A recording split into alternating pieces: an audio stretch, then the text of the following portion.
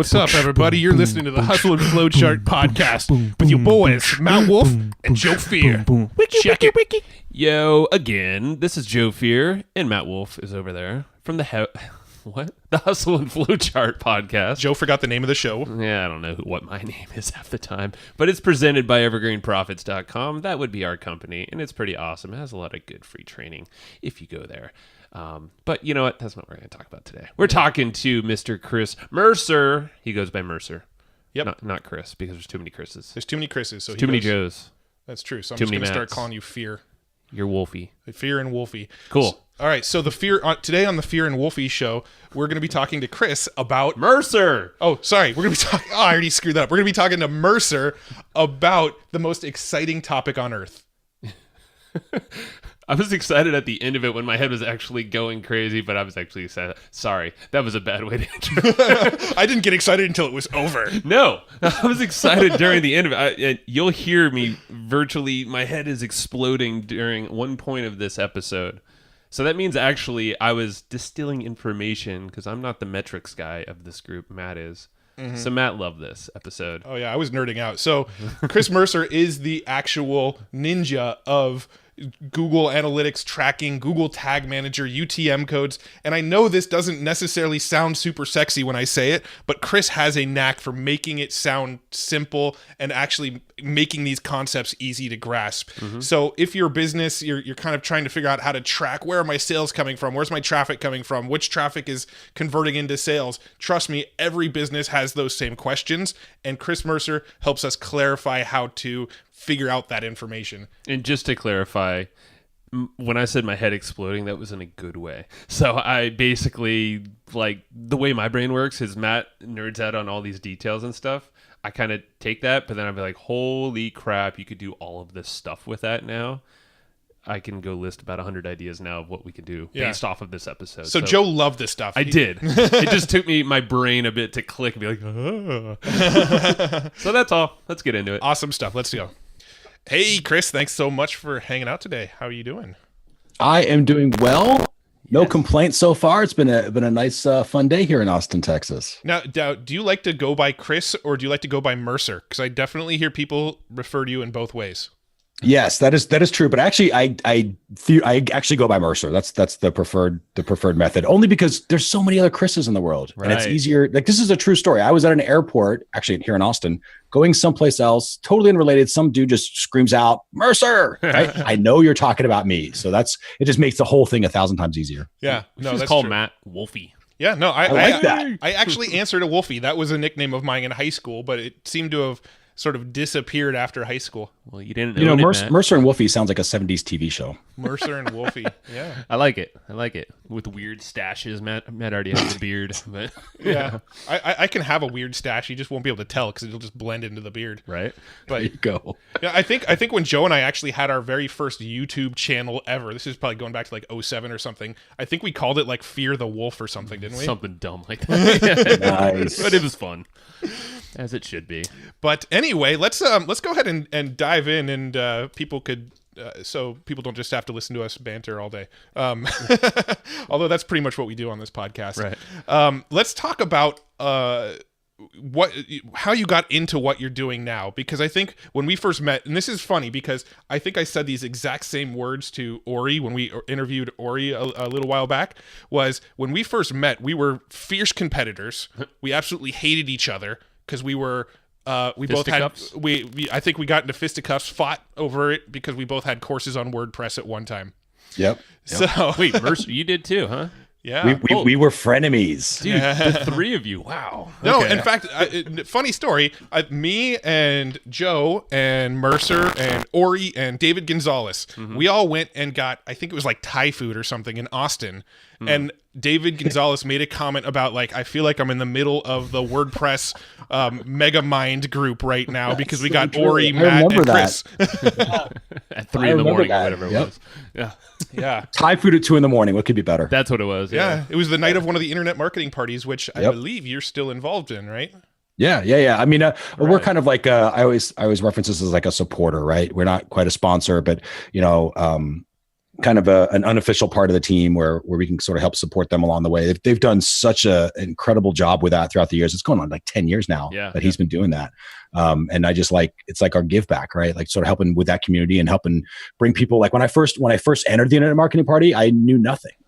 I knew I was going to create the site about how to train WordPress, but that was it. Like I didn't really have anything else built. And through the IM party and the people I've met there and the network of which you were one of those people, right? Like, it's all come from that. So I like being able to give back and help the next person that's, maybe a little lower on the ladder than we are right now. Yeah. Well, let's talk about that, man. Like talk about how you came around. I had no clue. You knew nothing at that time or when it started. Yeah. So I guess, the origin story, I'll go back to the original, like how did you enter into this whole line of online marketing and everything that it now is. So I was in Long Island, New York. And it's a series of happy accidents. Like I think most things are, right? You look back and you're like, man, that was just meant to be, right? That the dominoes couldn't have fallen in any other way. But I was in Long Island and I was in a job which I liked, but was rapidly declining, right? Things were changing. It was a big Fortune 500 company. Things were changing pretty rapidly where I wasn't giving control, right? And entrepreneurs, we like control. Oh, yeah. And so it was kind of like, all right, I'm sort of unhappy in this position, doing my best to keep it going, but I know that there's a timeline on it. I got to figure out my next move. I've been there for a number of years at this point.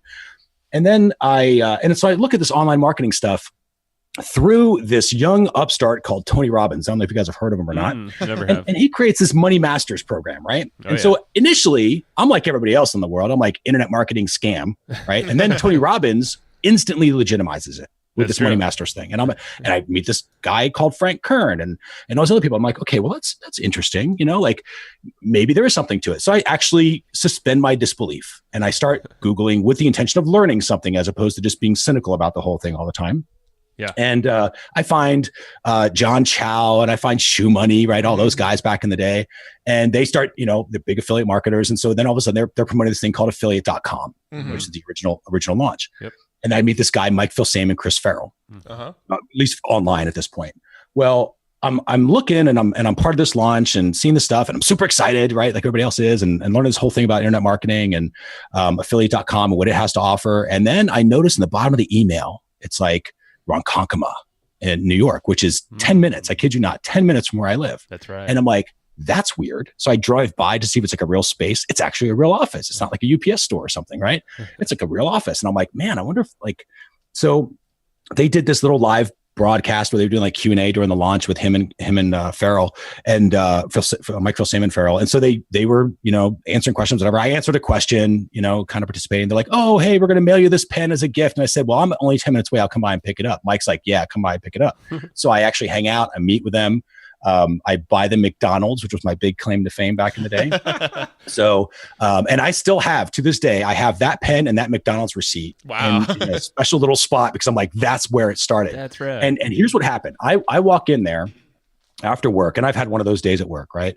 And I'm thinking, corporate job at this point. So I'm trying to figure out how to get out of it. And I'm like, I don't know, this internet marketing is even a thing. And I go into his office. They're in the middle of day one of the launch and they're tracking all the results on the whiteboard. And I look at it and I'm like, that's not right. They added a 0 or something. Hang on, let me get my calculator out. And I recalculate what the launch was doing at that point. It was something like $2.2 million. They started at 0 the day before. Now they have $2 million. And I'm like, it was just that mind. It was like, those things that you see and you can never unsee. Oh yeah. That was that moment for me where I was like, oh my God, this is a thing. It's possible. Right. And I'm like, I'm going to figure this thing out. So that's what launched me, pardon the pun, into doing this was affiliate.com, Mike Filsaime, Chris Farrell, we got to be friends and, Mike has since moved to San Diego, kind of where you are, Matt, but it's like, it became this thing where it's like, I occasionally went by the offices, hung out with them, kind of get an idea of what it is. But that's where I got this idea to eventually start what was WP Training Videos, which was that WordPress training course. And it was just a WordPress site to teach people how to do WordPress, right? Kind of similar to what you were doing. Yep. And I thought that was good and it worked and we were doing some things and it was awesome. But that quickly led into people saying, love the videos, seems like an awful lot of work. How much for you to do this? Right. And so I was like, okay, well, I don't know, $500. I think I told you this earlier. Like my first site I ever did was $500 for complete membership site. Wow. Like $500. And I was so happy because I was like, it took me about 2.5 hours because, WordPress is not that hard when you have it all templated out. It took me about 2.5 hours. And I was like, fastest money I ever made. This thing is awesome. And then I realized value, right? Yeah. But it got us started. And so we move forward, and that leads into outsourcing, building teams, charging higher rates, getting a little more into it. And so we started having this development house.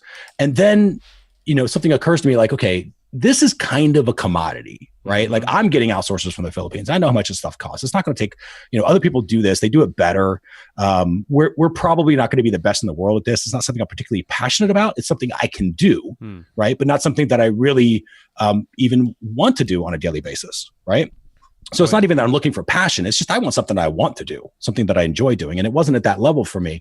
So I'm like, I like improving. I like tweaking stuff. That's my thing, right? I love that. And so I was like, okay, well, let's look at this new thing called conversion rate optimization, which was starting to hit the States. And it was coming in from basically Europe. And it's been around for a while, but it was coming in from Europe because, Europe was way ahead of us in terms of CRO because they have smaller audiences, right? They don't have the ability to just buy more traffic. And in the States, it was like, just buy more. So they ran out earlier. So they had to figure out how to optimize earlier than we did.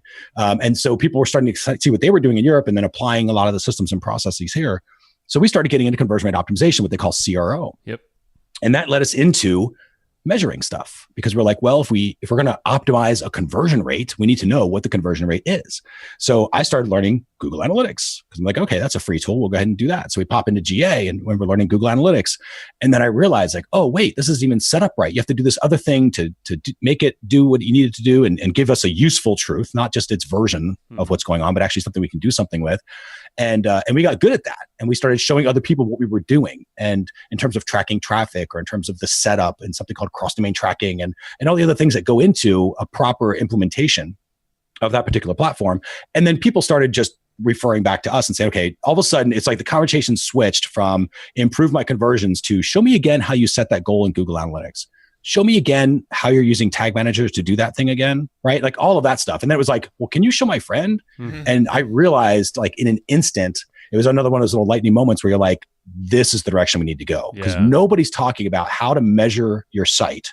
Nobody's talking about how to use tools like Tag Manager at the time, which was brand new back in 2012. And analytics properly. And, not just knowing the numbers, but actually knowing that you can trust the numbers and what to do with the numbers, right? Like nobody's really talking about that. Everybody knows they need to, but nobody's really saying this is how you do it. So we decided, through iterating, the company, we made a shift into what is now measurementmarketing.io. And measurementmarketing.io was our way of saying, okay, this is just a different way of marketing. We're going to market by the numbers, right? We're going to measure our way to better and better results.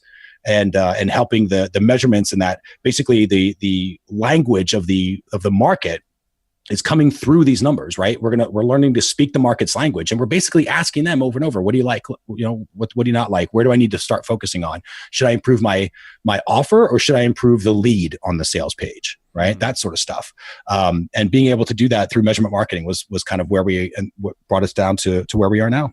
I love it. No, that's super cool because that's hitting a vein, as you know, in our business, just tracking in general.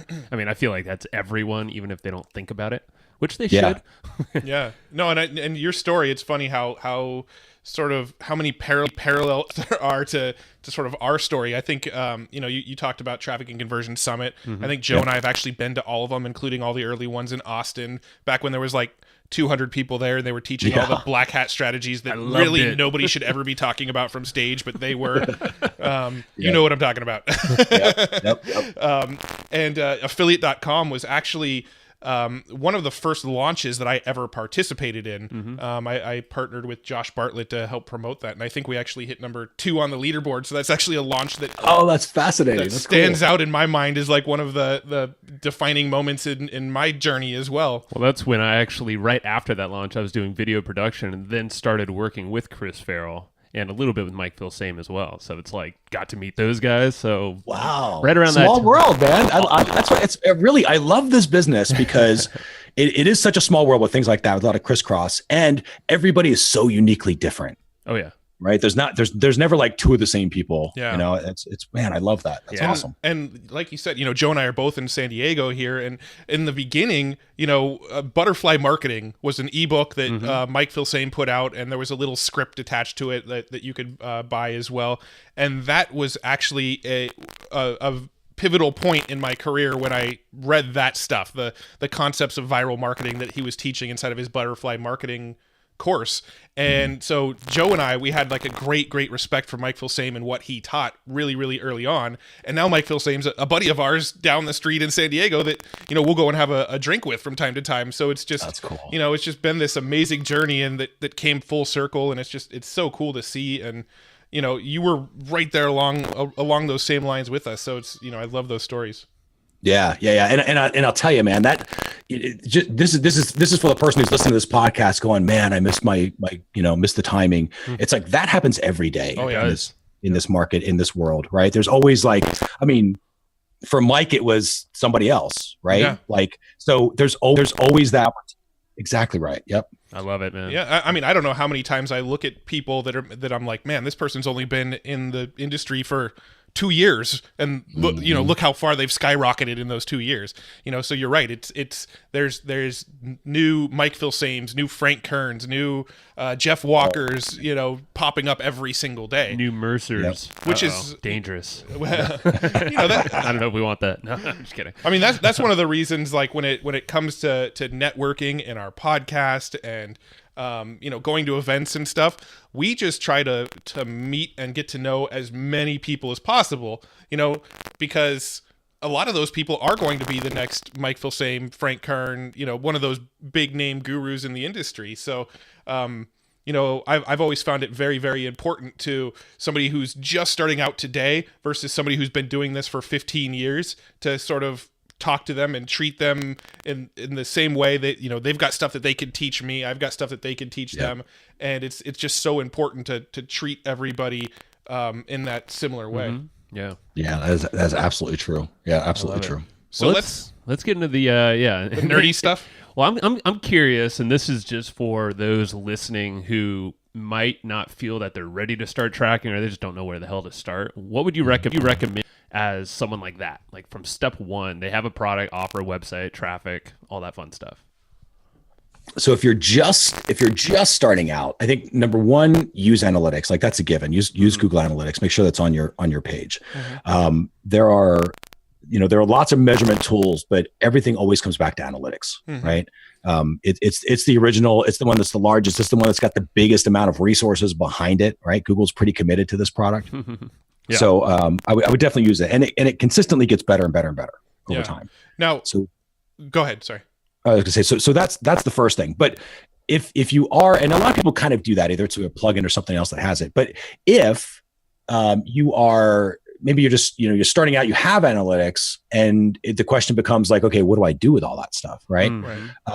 If you're at that stage, the biggest thing I have learned about Google Analytics and how to use it is this. It is, everybody goes back initially, and I did too when I first started. You always go back into the Google Analytics reports and you start poking around like you're hacking through the jungle, all of your data. You're hacking through your data, hoping you're going to find this little jade statue of a monkey that's going to give you superpowers as a marketer, right? You're going to find that one little thing that's going to make all the difference, and it's buried because you heard somebody did that at a mastermind, and they found that, people that show up on Wednesdays at 3:00 are twice as likely to become buyers, and you want to find whatever that is for you.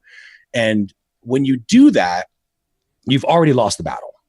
With analytics, you will almost guaranteed you will come back frustrated and overwhelmed from that, because you're going to poke through all the reports. You're not actually sure what you're looking for. You're hoping something's going to slap you in the face. But how can Google Analytics answer you when you ask such a general question like, okay, what will make me do better? Right? Like it doesn't know how to answer that. What Google Analytics is really, and this is the thing that the biggest shift I made mentally to really start taking advantage of this tool. Google Analytics cannot answer general questions like that. It cannot do that. What it can do is answer specific questions. So if I said, hey, Google Analytics, I would like to know what causes more leads? Is it my Facebook ads with puppies as images, or is it the Facebook ads with kittens that are images? Which one causes more leads to happen?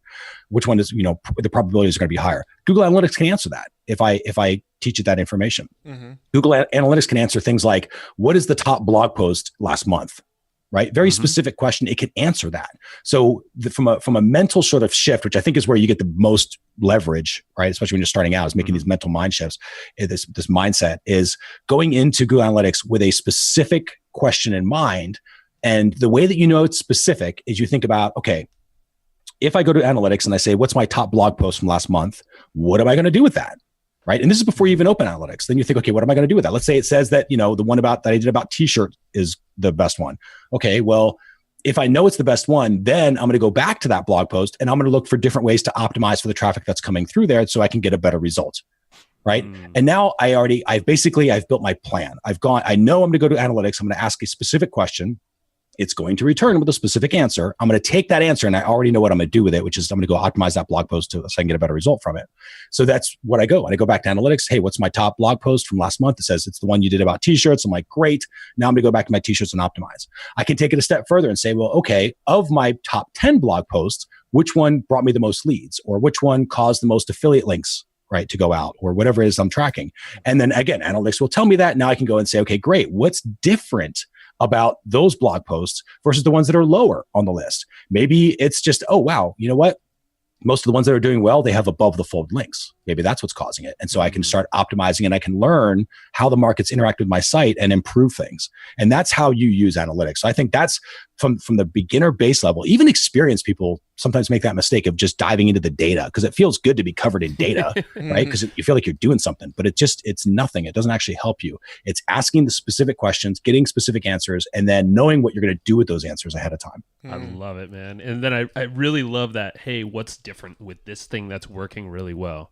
And then use that as like an SOP going further, like you said. You have various amounts of variables that you're seeing commonalities with. And you're like, all right, cool. That's what I got to do. That's my template moving forward. Exactly. Love it. Now, can you give a quick overview of what Google Tag Manager is and why it's beneficial to use that? Yeah, that's a great question. So this is one of those things where it's like, okay, yeah, I've got analytics set up and I've used it. I've heard about Tag Manager. What's the point? Use it. We're going to start there. Use Tag Manager. Then B, here's why. So we're going to start with the origins of what a Tag Manager is. So if you think about enterprise level, like it was originally solving an enterprise level problem. So let's say you're Best Buy. And you've got a marketing department and you have an IT department, right? So these two teams, big giant, hundreds of people in each one. And then you've got this little young upstart called Facebook that has these things called pixels. Marketing's super excited about these things and they want to put these pixels all over the page. Well, marketing doesn't actually do anything with the pages. That's your web dev, right? That's the IT. So what starts happening is marketing started sending all these different help desk tickets to get basically a copy and paste of a pixel. IT's flooded. IT can't do what they need to do because they're too busy copying and pasting stuff. They can't work on the brand new cart redesign or whatever the next 2.0 version of the site's going to be because they're gummed up. Marketing's frustrated because things are taking too long. And by the time the pixels are even in place, the campaigns are over that they wanted to do. Right? These platforms are frustrated because they want people to spend money, right? And the faster you can adjust your campaigns, the more money you're going to spend typically. So nobody's happy. And then enter Tag Manager. So it became a paid product initially, where they was programmed. Now I think it's owned by Adobe. I might be wrong on that, but a program called Telium back in the day that was super expensive for enterprise. But you would buy this and say, okay, I'm going to do a Tag Manager.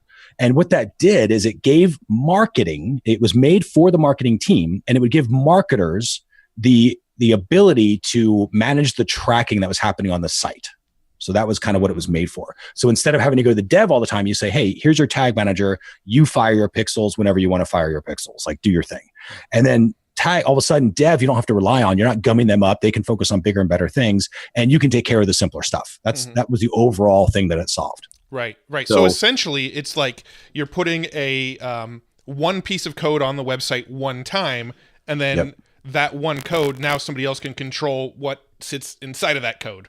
Yeah, Yeah, that's exactly right. And that's where, so, it was really paid. And then in 2012, that's where Google came out with theirs. And that was the free version, right?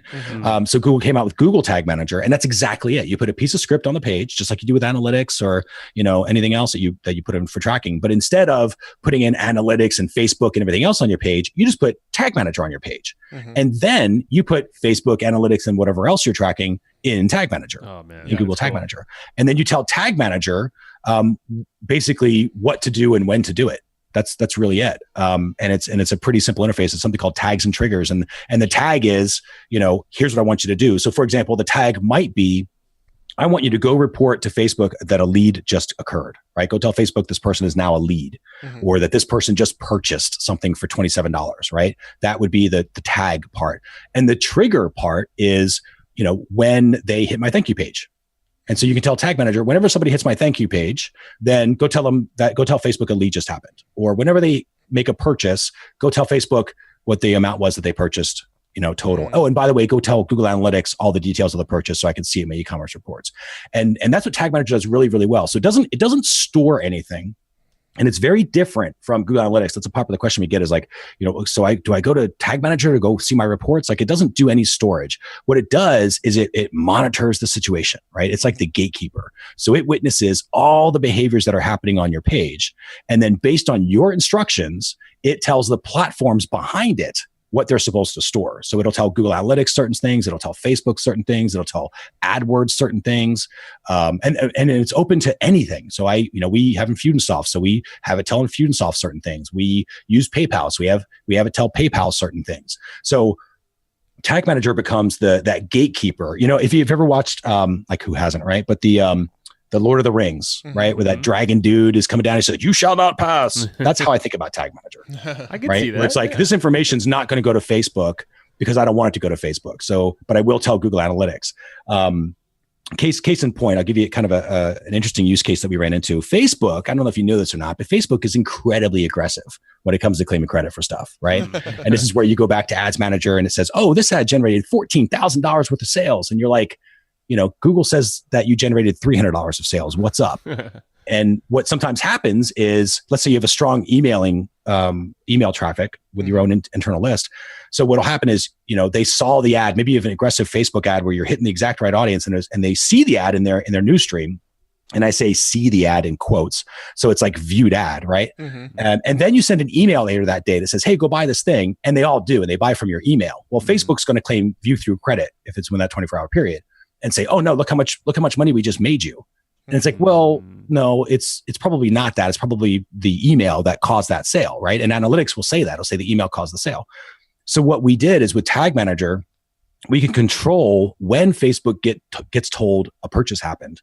And what we did is we broke it into two different purchases. So we said, "Hey, Facebook, if you cause the session to happen, if you cause the visit to occur, and in that visit they buy, then great, count that as a purchase.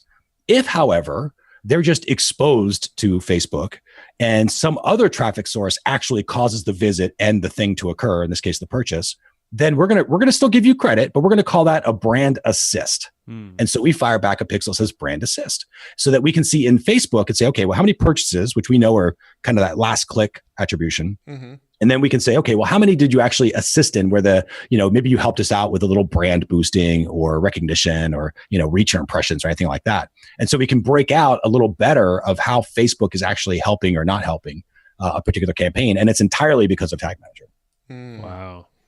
And all that data is pretty much what you're looking at mainly then is Google Analytics, right? Like, so that's where everything's pretty much stored. Yeah, because you can go in and exactly right. Because you can go to Google Analytics. And what's really cool is Analytics starts matching, at least better matching, closer matches what Ads Manager tells you. Yeah.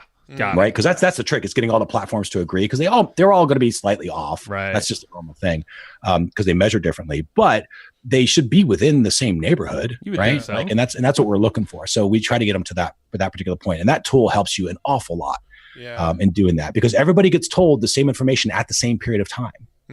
Yeah, no, that's interesting. I think with Google Tag Manager for us, I think we're just barely even scratching the surface of what you could use it for, because we essentially just use it as a container so that I don't have to get into the back end code to add new pixels. I basically just go to Tag Manager, add a new pixel to Tag Manager. Cool, now it's deployed across my entire site, right? Yep. That's pretty much what we use it for. That alone is a huge benefit.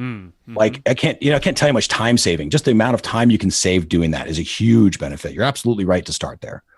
Absolutely. Now, one thing you and I were talking about when we chatted a few days back was like sort of attribution tracking. You know, I was kind of giving you an example of how somebody might find our site through SEO, and then they click over to our blog post, and then they click away, and then maybe they see one of our retargeting ads, and then they click back to our site, and then that second touch point, they buy. Right. And I was trying to figure out, is there any way to track this? Is there any way to see that entire sort of path that and sort of try to find like a commonality of like, okay, most people find us by SEO, the first touch point, and then the second touch point is a retargeting ad, and then they finally buy. Is there any way to sort of track that and visualize it? And you gave me sort of an analogy of like a sales pipeline.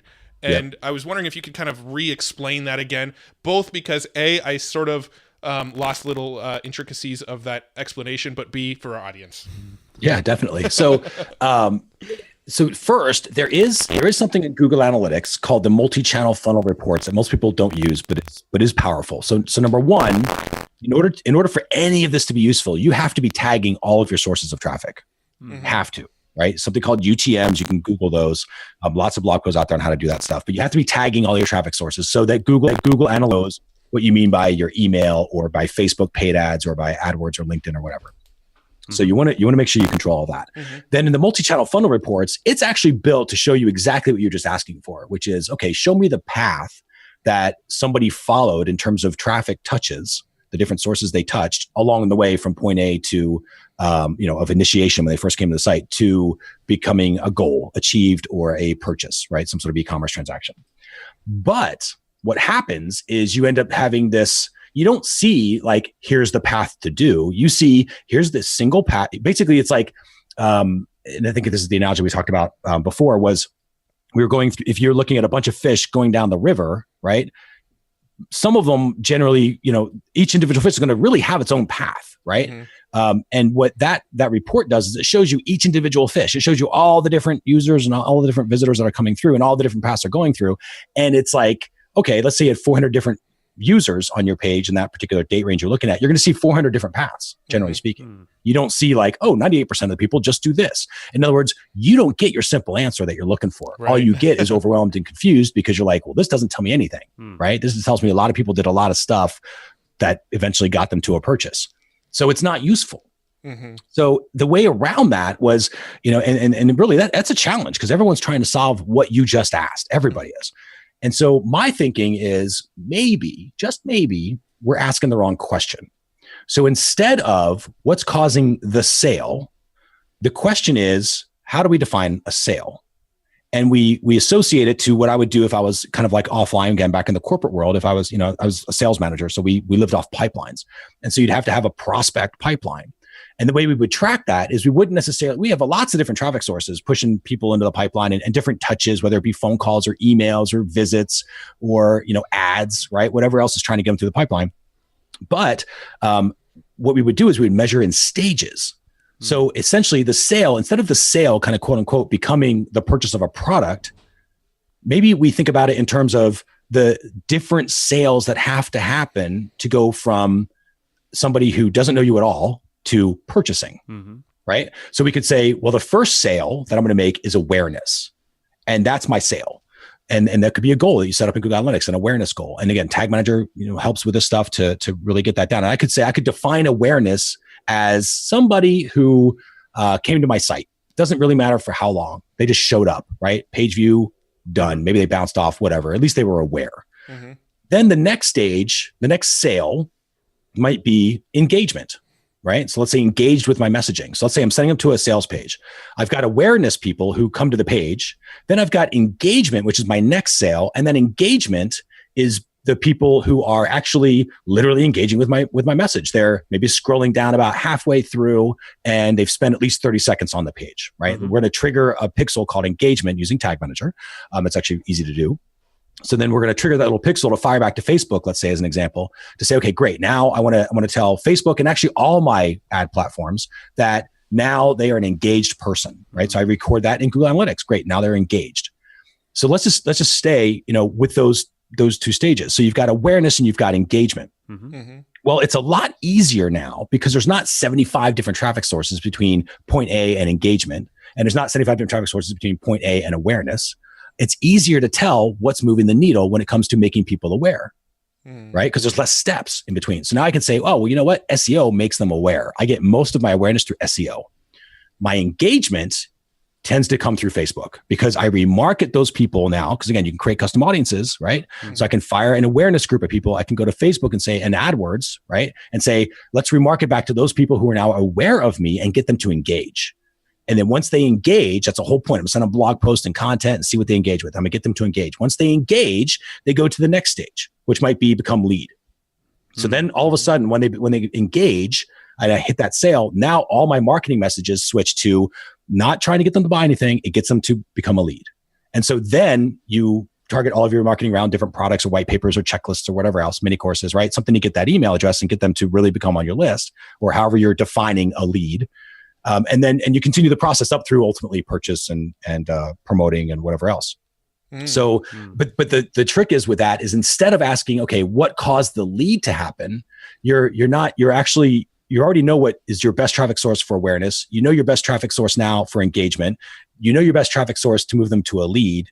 And so what happens is that sort of ends up building that path that you're looking for. And it might be, I'm going to start with SEO because SEO gets them aware. Then I'm going to use Facebook because it remarkets them really well for engagement. Then I'm going to use AdWords because that thing converts them to leads. Then I'm going to come back, with some other remarketing campaign or something else that converts, maybe it's SEO or whatever, that comes back to get them to buy. And then you actually do spell out where the majority of the fish are kind of running through. Again, if we're kind of looking at, if you imagine the stream with a bunch of fish going through it, you're never going to be able to say, what will this one fish do? But you can, put a bucket of fish in the stream. You'll know where most of them are kind of going. They're going to follow the current, right? And you're kind of measuring your current of how your current traffic sources are flowing. Does that help explain that? Absolutely. Yeah. I mean, Joe, does that? Well, yeah, I was just about to say, like, it seems like it paints a better picture of every single stage. You can see what bottlenecks there are. You can see if something's really crushing it. Maybe something keeps growing month after month. So you're like, ooh, shit. Okay, cool. I'm on to something there. Maybe with the engagement level on Facebook or something like that. Yeah, exactly. And what's, you take it to the next level when you have your basics down of that particular path, right? That pipeline. You can measure it and you can say, well, of 1,000 people, last week I had 1,000 people that were aware and I ended up converting 800 of those to engaged. And of those 400 became leads, right? And now you have conversion steps, you have percentages. Well, with that, now it gets fun because now you can say, well, based on what's happened last week, here's what I think I can do next week. I want 5,000 people to be aware of those 5,000, I want 80% to move on to engagement. Of those, I want half of those to become leads. How am I going to do that? Right? Now you can start having all your traffic sources. You've got a specific thing that you're trying to get done. There's a purpose and it's measurable. So then you can measure against it and see, did I achieve that? Did Facebook convert as many people as I thought it was going to? Did my AdWords campaign do it?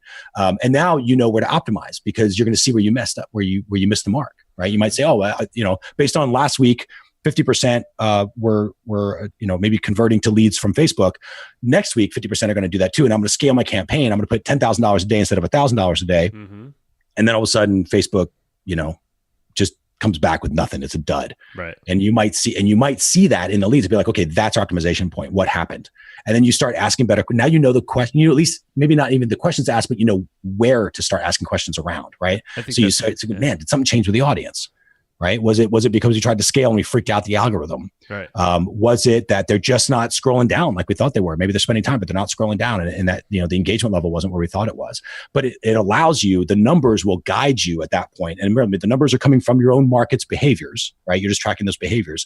So those behaviors that your market is taking, they're guiding you. So you can just basically observe the market, see what they do or don't do, and then that will tell you where to optimize next, and ideally give you clues as to what you should optimize so you get better results. Yeah. No, I love that. I love that.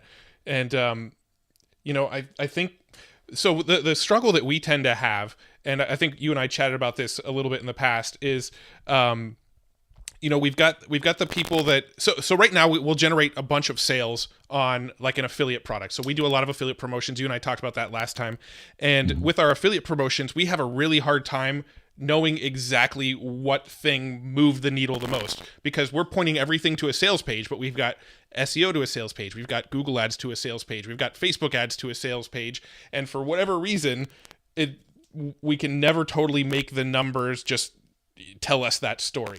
You know what I mean? We can never make the numbers say, okay, Facebook ads are what are really working for you, or Google ads, or SEO, or pick your traffic source. We always have a hard time really figuring out which is the traffic source that's working. So we pretty much just split our time making sure we're optimizing all of them. Yeah. So I don't know if there's, the pipeline thing helps us quite a bit, but being affiliates, one of the struggles that we always run into is we don't necessarily always have access to put a Google Tag Manager container on the success page or that type of thing. And, I don't really know if there is an answer to that, or if there is a solution to 100% solve that, because everybody uses different affiliate platforms, et cetera, et cetera. But, and that's the challenge, because it's so fractured, right? There's no one way to do something. There is something that's a lot more advanced, but in Google Analytics, it's called measurement protocol, and you can fire back hits to Google to tell you if a sale happened, but only certain affiliates are going to allow that. And I like coming up with a solution as much as I can that will be global, right? Mm-hmm. So in that particular case, if I'm in your situation, I'm going to break it down by, I would go by awareness, I would go by engagement, and then I would go by click. So engaging is just experiencing the message that you're trying to do. It doesn't mean they clicked, and the click would be my sale. Mm-hmm. to as far as I could track it. So, and there might be a different type of click. I could, again, using Tag Manager, you can fire, okay, if they clicked on my Amazon links, or people that click on this particular product, right? Hosting links or whatever else, whatever the affiliate thing is. And you could group them into categories even. So what I would do then is say, okay, I'm going to measure my awareness to my engagement level. I'm going to measure my engagement to my click level, broken down by those different categories of affiliate of different products. So I can see if there's a difference there that maybe I want to. And then this is separate. This is kind of a separate component. I would go to my affiliate program, the platforms in my big spreadsheet. I have to use a spreadsheet at this point, but, bring in the results and say, okay, I know I sent 100 clicks last week and they sold 20. Great. So 20% on average. Is that about right? Yeah, it's about 20%. Cool. I'm going to say that one converts at 20%. And then so forth and so on. Do that with all the different affiliate programs that you've got, or at least affiliate categories, even if you wanted to. Because again, you're not looking for accuracy. That's another dangerous thing people look for, is accuracy. It's got to be right. It's never going to be right. Don't worry about accuracy. Worry about the useful truth, right? And that truth is in the trend. It's in the patterns. That's what you're looking for. The truth is in the trend. The power is in the pattern. So what you look for is you say, cool, basically 20% are going to convert it for this affiliate. And I know, generally speaking, on this category, I'm going to convert 2%, maybe on Amazon, it's 0.5%, right? Whatever. And so you have those. So now what you can do, if you have that laid out, you will basically have a pipeline that shows number of people aware, number of people who engage, number of people who then actually click, and of those who will convert. And you can predict out that stuff. Right. Then your job is pixel all of those people, especially with Facebook. I would do custom audiences, AdWords. In Google Analytics, you can create segments and pipe those into AdWords. So now you can say, I want to go target people who are likely to click on Amazon ads, right? Or Amazon links, or this particular, hosting links, right? I want to go retarget those people. And so now Tag Manager sees them. That's what its job is. Its job is to be this gatekeeper, this witness, and it monitors everything. It will be able to group and say, okay, well, these people click on hosting links. So I'm going to tell Facebook, these are now hosting link people. I'm also going to tell AdWords that. So then those two platforms, kind of think of them as remote salespeople in the offline world, right? So they are now salespeople whose sole job it is to take your leads, kind of quote unquote, of people who click on hosting and close them, right? So now you can go focus on other offers, getting them to click on other hosting companies, whatever else, for 5 days or whatever you think that window is where they're either going to buy or die, right? Yeah. And knowing that, hey, every click I send to that affiliate, I'm going to close 1 out of 10 or whatever it's going to be. Measuring all of that, you measure it, you put it in the spreadsheet, and then because if you can predict it, right, you can forecast it, you can measure against it. and then you'll see if you're right or not. And it'll take you a few cycles, but eventually you're going to get your patterns down where you can replicate that and say, okay, you know what, I'm going to ramp up, a ton of ads to our let's say our hosting blog post. The one we review the 7 top hosting companies, because that one, I know I'm going to convert 1 out of every 10 people that's going to go through there. My job now, scale that. How do I get more of the right people to that? And if the ad platforms know the perfect audience, because you're targeting people who engage with that type of content, right? Then you're going to get the same people. You're going to get the right people.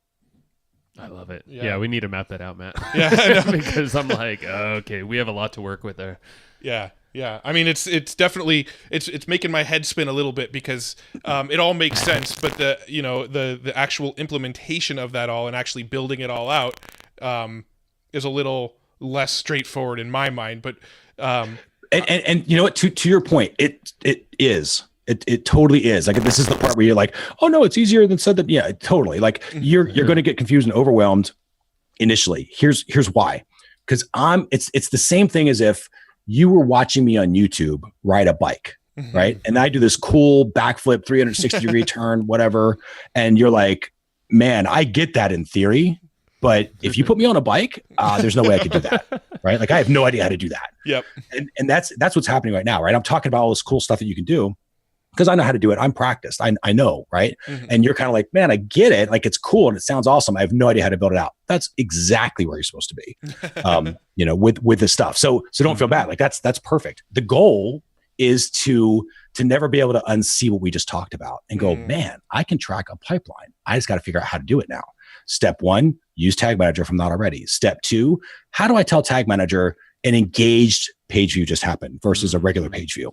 And you play with a timer trigger, right? And then you get good, then better, good, then better, good, then better. And a year and a half from now, you're doing backflips. Yeah. No, I didn't even. So natural, right? You just mentioned the timer trigger, and that's something that I didn't even know existed in Google Tag Manager. Dude, all this stuff. I'm like, I just thought it just passed data to something, Google, I'll give you like a high level stuff people don't know Tag Manager can do. Number 1 is timers, where you can spend, based on the amount of time spent on the page from the second that page loads to whenever, you can do timers. You can do scroll depth.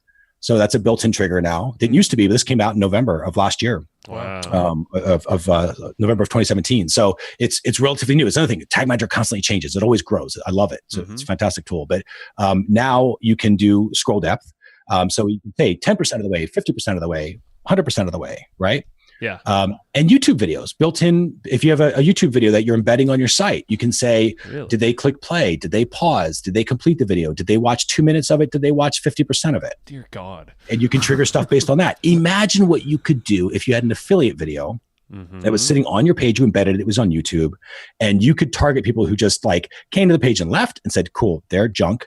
But the people who watched half that video, maybe, and didn't see the offer, I'm going to retarget them with the offer. People who did see the offer and didn't buy, I'm going to retarget them with a bonus that I'm going to give them if they take advantage of this. I love right? All within the realm of possibility for Tag Manager. And if all that just happened is you had this little mini mind explosion, you're like, oh my God, I can never unsee that. That my job is done, right? That's making you aware of what's possible. Because then you get curious and you're like, I know it's there. I just got to figure it out. Yeah. You literally, you must have a camera in our office or something, because I did that with my hands. Like, what the fuck? Like, that was. You can't see Joe, but his head literally exploded. That is awesome. No. Yes. And I'm not the metrics guy, but go ahead, man. So when it comes to engagement, you mentioned both scroll depth and time on page. Have you found that one might be a better metric for this person is engaged? No. So I do a combination typically. Okay. And define it. So I'll say something like they have to be, again, let's say it's a long form sales copy or something. You might say 50% of the way down and has spent 30 seconds time on page. Right. So you can do a bunch of stuff. That makes sense. I could say 50% of the way, 30 seconds on page, and watch my initial intro video 25% of the way. Right. Right. So you can do a bunch of different stuff. And that makes sense too, because I mean, how many people will go and open a link and it will be open in a new tab, but they don't look at it for 20 minutes. Yeah. Exactly. So that makes a ton of sense. And if you were just to do time, you might think that's an engaged person, but all they did was open it in a new tab. Yep. Okay, got it. So actually, unless Joe has more you want to ask on this topic, I want to sort of shift topics real quick on one last little rabbit hole. No, Sure. you're good. My mind's spinning. I'm just like, okay, we got a lot of shit we can do here. But go ahead. So the one last little thing I want to talk about was you did mention UTM codes, and I don't want to dive too deep into UTM codes, but what I did want to ask and get your opinion of advice on is how to effectively use UTM codes, because like I obviously know when I send an email to my list, I could plug a UTM code onto it. When I run a Facebook ad or a Google ad, I will attach a UTM code to it. However, on social media, if somebody just shares one of my blog posts, there's obviously no UTM code attached to it typically. Let's say I am posting a video on YouTube and I want to put a URL below my video. I don't want to attach the whole UTM code to it because it kind of looks ugly. So I might use like a bit.ly link or a pretty link or something like that. You know, what are some of your best practices for UTM codes, I guess, is where I'm kind of going with that. Gotcha. Yeah. So number one, I'll start with like the meta rules of tagging your traffic. So one, always tag external sources of traffic only. So if they are not currently being tracked by your site or your properties, right, then they are external traffic. So email is a perfect example of that. I'm not on your site, I'm in email. So when I click on an email, I am external, then I'm coming to your site. Now I'm internal once I'm being tracked. If I'm on Facebook, right, if I'm on a webinar, I'm external. If I'm on your blog post, though, you would never use UTMs to like click on an ad to see if that ad was working or something like that, because it messes with the analytics reporting. It actually breaks stuff in the back end, so your numbers aren't useful anymore. So that's one thing. So always external traffic, number one, and everything that you can possibly put your hands on to track, you do everything. So email, like I said, webinars, live events, YouTube, like you're saying, YouTube in the description links, right? Anything you can do, you do. Number two is come up with a structure, like a formula. And I'll give you the one that we use, because people tend to think about the way they use the naming they come up with UTMs. They'll say, okay, well, I've got a Facebook ad. How am I going to tag that Facebook ad? And like 2 weeks later, they're like, okay, I'm going to send this email. How am I going to tag this email? And they're not coming at it from this overall, how do we do this as a company? How do I tag my traffic sources? They're creating UTMs that are specific to different traffic sources. And then what ends up happening is you've got this rabbit's nest of sort of this hodgepodge of stuff back in Google Analytics where nothing really communicates with one another because there was no structure. Right. And so as an example, the source, there's 5 different things you can tag. So the first thing is the source. We use the branded source of traffic. So if they're Facebook, it's Facebook. If it's YouTube, it's YouTube. If it's Webinar Jam, then it's Webinar Jam, right? The second is the way the traffic is coming through, the type of traffic. So that's called the medium. So the UTM medium. And so we might say CPC is paid. We recommend that because Google automatically comes through as CPC. So if I was doing paid traffic on Facebook, I would do Facebook as the source. CPC would be the medium. If I was doing email, we use Infusionsoft as my email. So I'd say Infusionsoft as the source, email as the medium. But then if I was doing Webinar Jam and I had a webinar that people registered for, and then they were in that Webinar Jam email coming through, then that would be Webinar Jam as the source, email. That's the medium. Now, what that allows me to do is I can then say, how does my email traffic perform? And it will show me both Webinar Jam and Infusionsoft, right? So I can start seeing, I'm kind of grouping already just with those two things. Then there's the campaign. The campaign is a product or service that you do. So in my case, if I was selling the Measurement Marketing Academy, we call that Academy.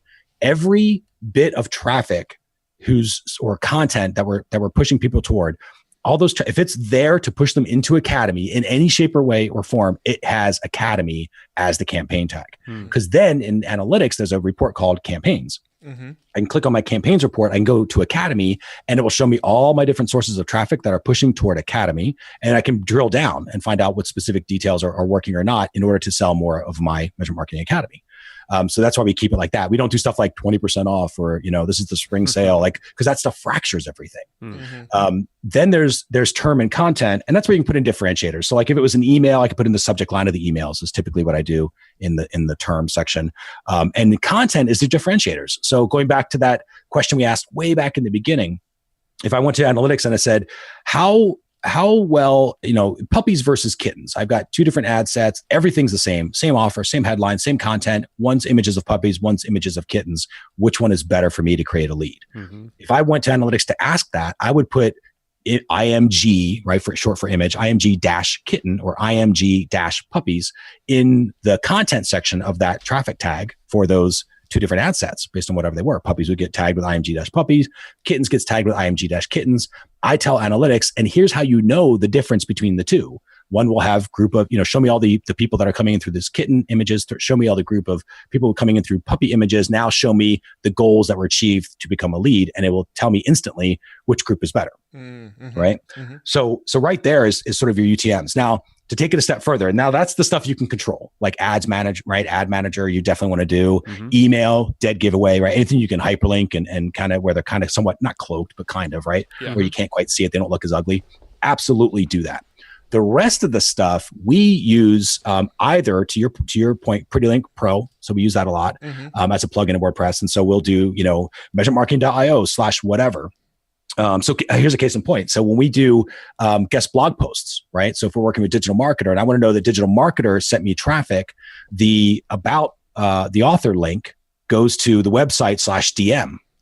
That is a PrettyLink which redirects to the page I actually want them to go to with UTMs. That tell me, okay, they came from digital marketer. We call it outreach, anything we do for free, kind of like that.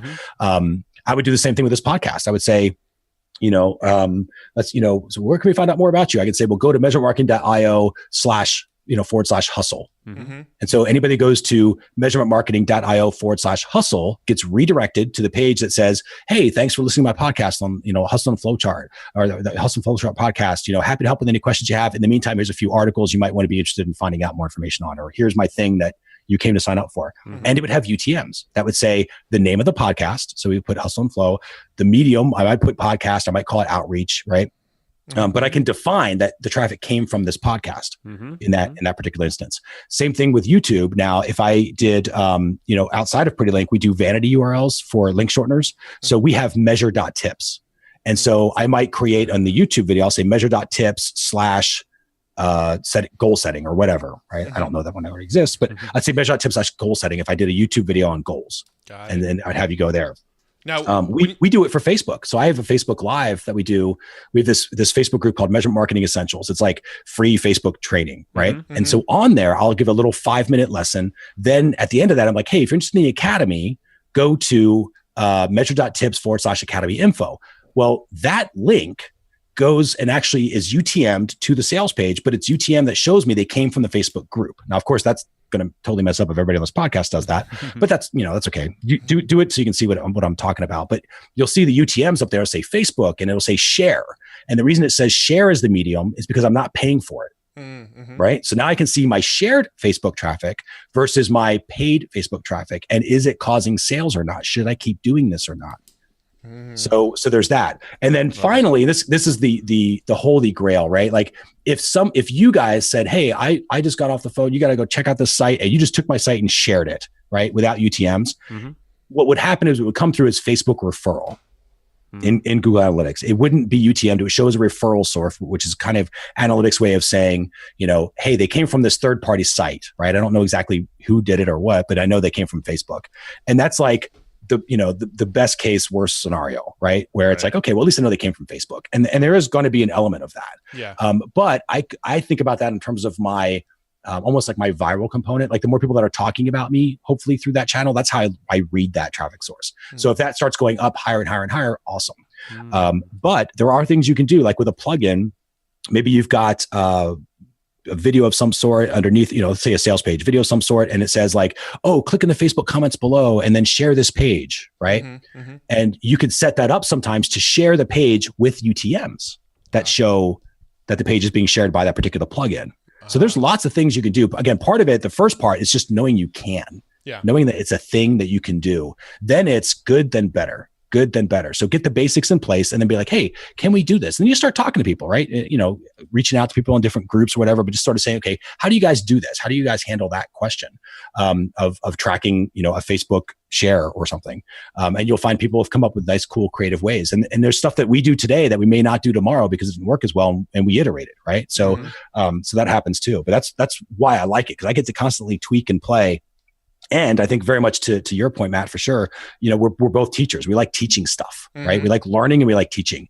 And so, this is kind of where I like, this is my sweet spot. I get to tweak and play all the time, come up with new ways of doing stuff, and constantly like learn and teach. So it's kind of like, trifecta for me. That's exactly why we have our business model.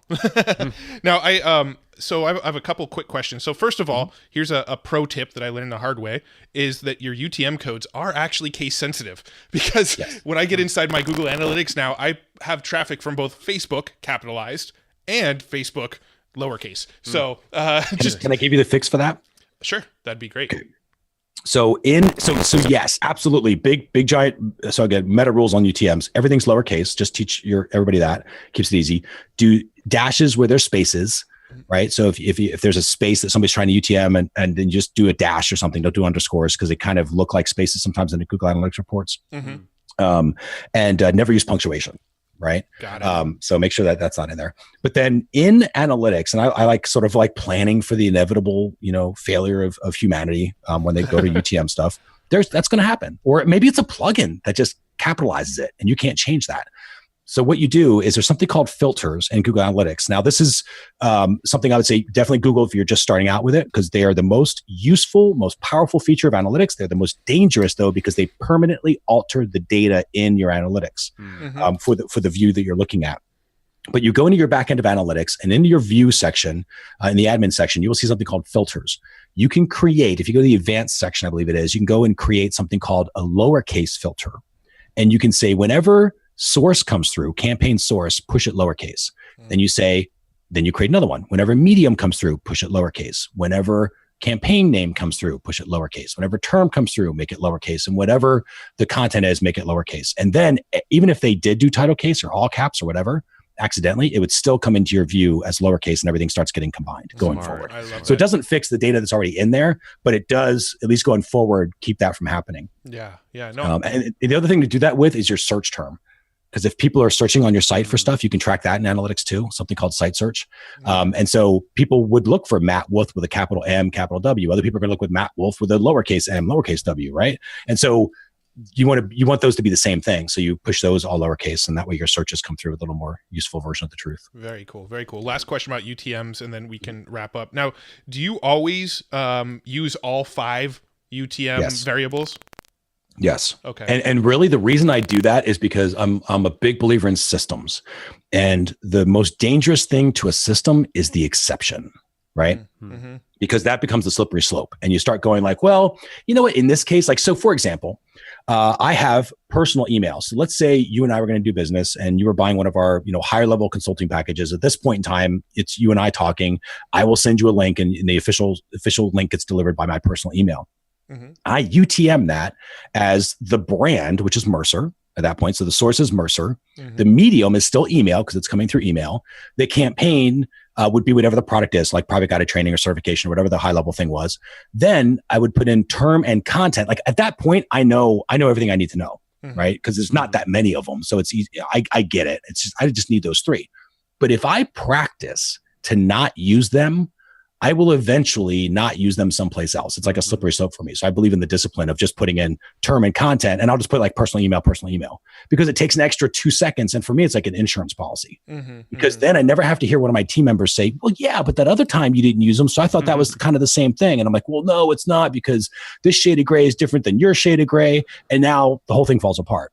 Sure. So keep it very black and white and just use all 5. Now for anything like that literally would be the closest thing I can get to an exception.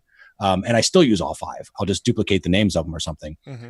But for everything else, for like Facebook, for email, absolutely do that. And that's why I define to say, okay, term, in the term section, I'm either going to put the headline of the ad, if that's what I'm putting in there, the headline, or I'm going to put in the subject line if it's an email. And that references, it tells me what to put there. And in the content is my differentiators. What is going to separate this thing out from another ad that might be identical in every way, except for, again, puppies versus kittens, or maybe it's 2 different audiences, or maybe in an email, I've got 3 links and one of them is a text link in the first paragraph. One of them is a image link, right? Just an image of like a play button on a video or something. And one of them is a PS link. And maybe I want to ask the question, I want the answer of, do image links really work? Are PS links even getting clicks? Like, do I end up just getting curiosity clicks where it sends me people, but they haven't really read the email, so they're not ready for the message, right? Which one's more likely to close? People that click on images or click on text links? Well, with UTMs in the content, I would put that. I would put, text or image, and I could pull a report in Google Analytics that shows me the results of both of those clicks. And you might say, yeah, you know what? Images bring you a ton of people, but none of them have read the email. Yeah. So they are less likely to close. I love it. And you're like, wow, now you know how to start really optimizing your emails a little bit based on what your market behaviors are, what the behaviors of your market are. Right. No, that's perfect. I love that. There's so many ways you could take the tracking and then start to see a better picture. Yep. I mean, that's why, again, I'm going to emphasize good, then better, because that's the fastest thing to do is you start realizing what this world is. And then you can instantly get paralyzed because of all the stuff, and you get overwhelmed, and you get like, I got to do it all. Like, I don't know. I don't even know where to start. Start at the first thing that's, use UTMs. If you're not using UTMs, then start that. If you're not doing all 5, start using all 5. Use them incorrectly in the beginning. That's fine. At least you're using them, right? Then get better. Yeah. And then go back and be like, how can I use these better? Because you'll go back to analytics and you'll ask yourself a question that it will not be able to tell you. Like, again, go back to puppies versus kittens. I might, and I probably did back in the day. It's probably how it happened. Is I said, how's my Facebook traffic doing? I said, here's how your Facebook traffic's doing, because it knew that. And then I said, well, yeah, but how are the ads, puppies versus kittens doing? And it's like, I have no idea what you're talking about. Right. And I'm like, oh, I never told it the difference. So I need to use UTMs to tell it the difference. And that made me better. Right. So jump on the bike. And if you do too much thinking about it, you will get overwhelmed. It's like a recipe, right? Just think about this all day long. You will end up overwhelmed. Definitely. But jump on the bike, practice this stuff, do baby steps, and then go back and just, if you can't answer a question, figure out what information is missing. How would GA be able to answer that question? And then how can I get that information in Google Analytics? Sometimes it might be through a UTM. Sometimes it might be through Tag Manager. But either way, that's it. That's all you got to do. I love it, man. Practice. Good then better. Good then better. Yep. Cool. Well, I think. Do you have anything else, Matt? No, I mean, I honestly could talk about this stuff for 2 more hours, but I know we don't have that amount of time. So, so yeah, I think now is probably a good time to ask our little wrap-up questions. Yeah. So, what kind of resource? I think you said you had a blog post, or what book? What is something you kind of refer to often that you see as just massive value to you whenever you feel stuck, or you just I want to give credit where credit is due for sure. Yeah. There's lots of people who have come before me, and it's always that thing of like, you stand on the shoulders of giants, and this is absolutely one of those things. There's a gentleman out there that many people probably in our industry are not familiar with, and his name is Simo Ahava. So it's SIMO AHAVA. So Simo Ahava. Google him, go to his blog.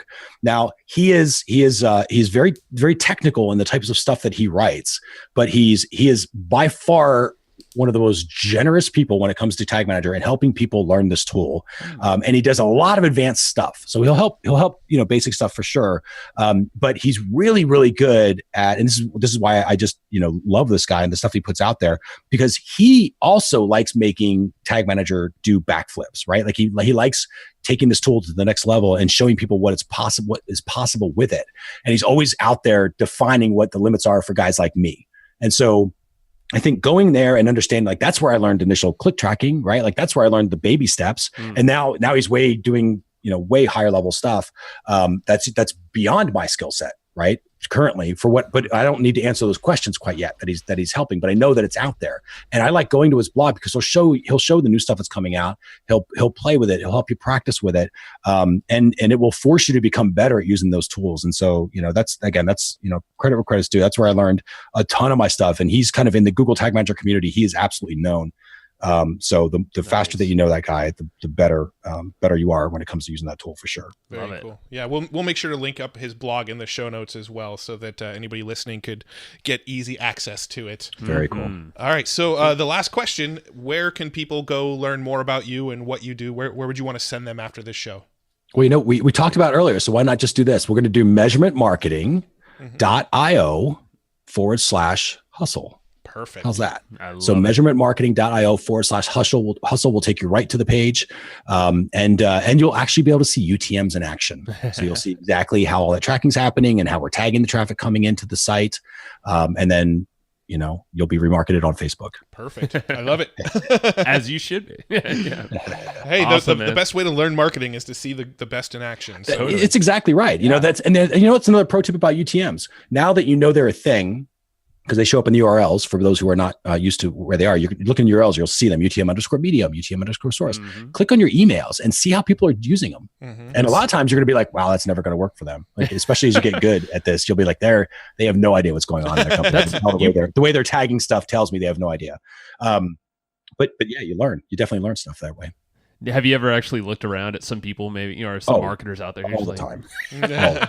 I love it. Yeah, because you can't all the time. I'm the guy that's going back there and viewing the source to see if they're using Tag Manager and how they're using it, and you can kind of get in the back end of GX and see what's actually being sent to their Google Analytics to see if they're tracking scroll or anything like that. And I'll tell you, man, 90% of the people, more than that, are not doing those advanced things. Yeah. So, and one final point on this stuff, if you haven't started with a website and you don't have your book out and all this stuff, this is not going to save you, right? This is not your holy grail.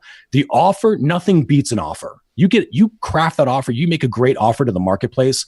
It doesn't matter if you have a stick-built website, they're going to find you, right? You can use Wix. They're going to find you. But this stuff makes you better. It gets you to the next level. It allows you to know how you are being successful so that you can then predictably scale. So first thing is, get it out there, make sure the offers are great, get a good offer to the market and serve. But then once you're doing that and you've nailed it, this is where this stuff gets layered on top of that so that you can then predictably scale, because it will tell you like, this is how your black box is working. Yeah. Love it. Love it. Well, we got to go ahead and end it here, but it was measurementmarketing.io/hustle. Was that the correct URL? Correct to me. Awesome. And we're definitely going to make sure that's linked up in the show notes as well. So anybody listening could find easy access to that inside the show notes. Mercer. I'm not going to call you Chris. Mercer. Thanks so much for joining us and sharing this. You've been super generous with your time and your knowledge, and it's been super helpful to us. You should see the pages of notes that Joe and I have from this episode. So that's cool. Thanks, guys. I appreciate it. Been really beneficial, and thanks for spending the time with us today. Everybody. Happy to help. Have a good one, dude. Thank you. All right. Thank you. And I hope you just enjoyed this episode you just listened to. Now, right now, before we sign off, I have a few things I would love for you to do. So the very first thing is to go find our guest on Facebook and tell them that you loved their episode with us. That's going to help them just feel good about themselves, but also it's going to spread the word a little bit more for us. So go find them on Facebook. Everybody's on Facebook, and go say that you love their episode and maybe one cool thing that you learned there. The second thing is to go to iTunes and subscribe to our podcast. Just look up Hustle and Flowchart and hit the subscribe button. And the very last thing, the third thing, is to leave us a review on iTunes or wherever you're listening to this podcast and help us spread the word more. That's how more people are going to get this awesome knowledge, this cool podcast training, and a whole bunch of other cool free training that we give out at evergreenprofits.com. So that's about it. Go find them on Facebook, go subscribe on iTunes, and leave us a review. You would be amazing if you did that, but you're always amazing. So thanks for listening, and we'll catch you in the next episode.